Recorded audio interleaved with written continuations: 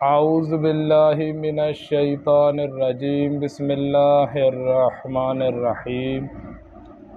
آج انشاءاللہ اللہ تعالیٰ کی توفیق سے 25 سوالوں کے جوابات آپ کی خدمت میں پیش کروں گا۔ تو سب بھائیوں کی خدمت میں یہ گزارش ہے کہ اس ویڈیو کو غور سے سنیں، پھر اس ویڈیو کو آگے شیئر کریں۔ پہلا سوال یہ ہے، داڑھی اور مونچھیں رکھنا یہ کیسا ہے؟ داڑھی اور مونچھیں رکھنا یہ کیسا ہے؟ مونچھوں کے بارے میں اللہ کے نبی نے فرمایا، جس نے اپنی مونچھیں نہیں کاٹی وہ ہم میں سے نہیں۔ پھر صحیح مسلم میں روایت ملتی ہے، حضور نے فرمایا، مٹا دو مونچھوں کو اور چھوڑ دو داڑھیوں کو۔ فرمایا، تم یہودیوں کی مخالفت کرو۔ یہودی داڑھیوں کو کٹاتے ہیں اور مونچھوں کو بڑھاتے ہیں، تم لوگ مونچھوں کو کٹاؤ اور داڑھیوں کو بڑھاؤ۔ اس لیے مونچھیں کٹانے کا حکم ہے اور داڑھیوں کو بڑھانے کا حکم ہے۔ داڑھی رکھنا واجب ہے، داڑھی مرد کو رکھنی چاہیے۔ اللہ کے نبی نے بھی رکھی تھی، اللہ کے نبی کے صحابہ نے بھی رکھی تھی۔ دوسرا سوال یہ، گدھے کا گوشت کھانا کیسا ہے؟ تو گدھے کا گوشت کھانا حرام ہے، آپ نہیں کھا سکتے۔ تیسرا سوال یہ ہے، کیا وضو کے اعضاء ایک بار بھی دھو سکتے ہیں؟ تو آپ دھو سکتے ہیں۔ وضو کے اعضاء آپ ایک دفعہ بھی دھو سکتے ہیں، 2 دفعہ بھی دھو سکتے ہیں اور 3 دفعہ بھی دھو سکتے ہیں۔ تینوں روایتیں بالکل ٹھیک ہیں۔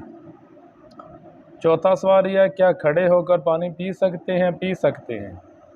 سنن نسائی میں روایت ملتی ہے، 96 نمبر حدیث ہے، کہ سیدنا علی رضی اللہ تعالیٰ عنہ نے وضو کر کے دکھایا، پھر جو پانی بچا انہوں نے کھڑے ہو کر پی لیا۔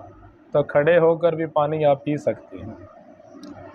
پانچواں سوال یہ ہے، مونچھیں کاٹنا، زیر ناف بال صاف کرنا، بغلوں کے بال اکھیڑنا، ناخن تراشنا، شریعت میں ان کی کتنی مدت ہے؟ شریعت میں ان کی 40 دن کی مدت ہے۔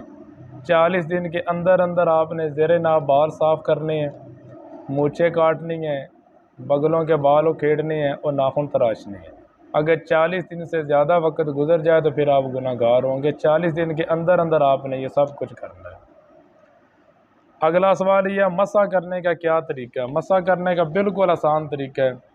آپ اس طرح پانی لیں گے تو اس طرح، یہ دیکھیں، یہ اس طرح ادھر سے شروع کریں گے اور ادھر، پھر ادھر سے لے کر ادھر، پھر یہ کانوں میں اس طرح، پھر اس طرح کرنے کی کوئی ضرورت نہیں۔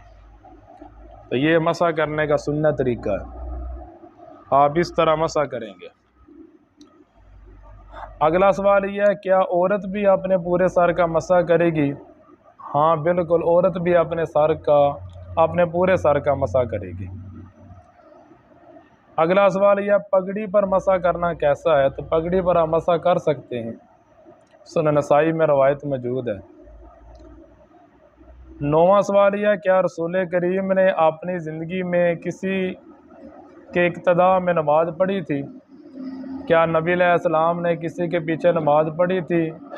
تو اس دنیا میں واحد ایک آدمی ہے جس کا نام ہے حضرت عبد الرحمن بن عوف رضی اللہ تعالیٰ عنہ، ان کے پیچھے اللہ کے نبی نماز پڑھی تھی، باقی کسی کے پیچھے نہیں پڑھی تھی۔ اگلا سوال یہ، موزوں پر مسح کرنا کیسا ہے اور اس کی مدت کتنی ہے؟ موزوں پر آپ مسح کر سکتے ہیں، مقیم کے لیے 1 دن اور 1 رات، اور مسافر کے لیے 3 دن 3 رات اس کی مدت ہے۔ اگلا سوال یہ ہے، ایک وضو سے کئی نمازیں پڑھنا کیسا ہے؟ تو ایک وضو سے آپ کئی نمازیں بھی پڑھ سکتے ہیں۔ رسول کریم نے جس دن مکہ فتح ہوا، اللہ کے رسول نے ایک وضو سے کئی نمازیں پڑھی۔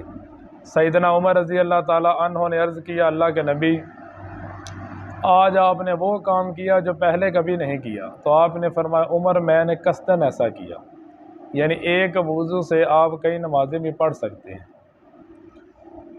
اگلا سوال یہ، کیا بغیر وضو کے نماز ہو جاتی ہے؟ نہیں ہوتی۔ میرے نبی نے فرمایا کہ بغیر وضو کے نماز نہیں ہوتی اور نہ حرام مال سے صدقہ قبول ہوتا ہے، وضو کرنا ضروری ہے۔ اگلا سوال یہ، وضو کرنے کی کیا فضیلت ہے؟ وضو کرنے کی بے شمار فضیلت آئی ہے۔ ایک حدیث میں آیا کہ جو بندہ اچھی طرح وضو کرے تو اس کے جسم سے گناہ نکل جاتے ہیں، یہاں تک کہ ناخنوں کے نیچے سے بھی نکل جاتے ہیں۔ دوسری حدیث میں آیا جو مسلمان اچھی طرح وضو کرے، فرض نماز کا وقت پائے، رکوع سجدہ اچھی طرح سے ادا کرے، دل لگا کر نماز پڑھے، تو یہ نماز اس کے اگلے گناہوں کا کفارہ بن جاتی ہے جب تک کبیرہ گناہ نہ کرے۔ پھر اسی طرح ایک اور حدیث میں حضور نے فرمایا کیا میں تمہیں ایسی چیزیں نہ بتاؤں جس سے اللہ تعالیٰ درجات کو بلند کرتا ہے اور گناہوں کو مٹاتا ہے؟ صحابہ نے عرض کیا اللہ کے نبی وہ کون سی چیزیں ہیں؟ تو آپ نے فرمایا مشکل وقت میں مکمل وضو کرنا، مسجد کی طرف زیادہ چل کر جانا، اور ایک نماز کے بعد دوسری نماز کا انتظار کرنا آدمی کے گناہوں کو مٹا دیتا ہے، جنت میں آدمی کا درجہ بلند کر دیتا ہے۔ تو وضو کرنے کے بے شمار فضیلت ہے۔ اگلا سوال ہے وضو کرنے کے بعد کیا پڑھنا چاہیے؟ وضو کرنے کے بعد یہ پڑھنا چاہیے اشہد لا الہ الا اللہ وان محمدا عبدہ ورسولہ۔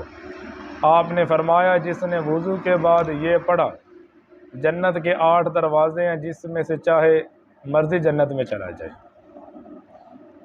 اگلا سوال یہ کیا موذی سے غسل فرض ہو جاتا ہے؟ تو موذی سے غسل فرض نہیں ہوتا، موذی سے صرف وضو فرض ہوتا ہے، منی نکلنے سے غسل فرض ہوتا ہے۔ اگلا سوال یہ ہے اگر نماز کی حالت میں شک پڑ جائے کہ وضو ٹوٹ گیا تو پھر؟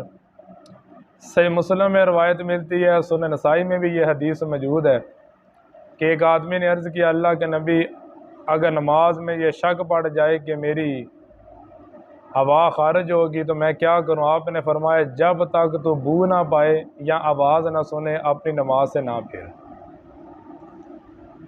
اگلا سوال یہ ہے کیا بیوی کا بوسہ لینے کے بعد وضو کرنا ضروری ہے؟ کوئی ضروری نہیں۔ اگلا سوال یہ ہے دودھ پینے کے بعد کلی کرنا کیسا ہے؟ تو آپ کر سکتے ہیں۔ رسول کریم نے دودھ پیا، پھر اس کے بعد آپ نے پانی منگایا تو آپ نے کرلی کی فرمایا دودھ چکنا ہوتا ہے۔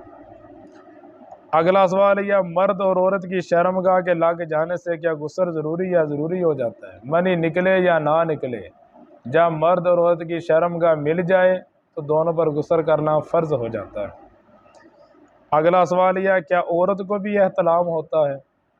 ام سلمہ رضی اللہ تعالی عنہا نے عرض کیا تھا اللہ کے نبی کیا عورت کو بھی احتلام ہوتا ہے؟ تو آپ نے فرمایا بے شک ایسا ہوتا ہے، ورنہ بچہ عورت جیسا کیوں پیدا ہوتا ہے؟ مرد کا پانی سفید گاڑھا ہوتا ہے، عورت کا پانی پتلا زرد ہوتا ہے، جس کا مادہ سبقت لے جائے بچہ اسے جیسا ہوتا ہے۔ اگر عورت رات کو وہ دیکھے جو مرد دیکھتا ہے، اگر اس کے کپڑوں پر تری لگ جائے تو عورت بھی غسل کرے گی، عورت کو بھی احتلام ہوتا ہے۔ اگلا سوال یہ کیا حیض کے دوران عورت نماز پڑھ سکتی یا نہیں پڑھ سکتی؟ وہ ناپاکی کی حالت میں ہوتی ہے۔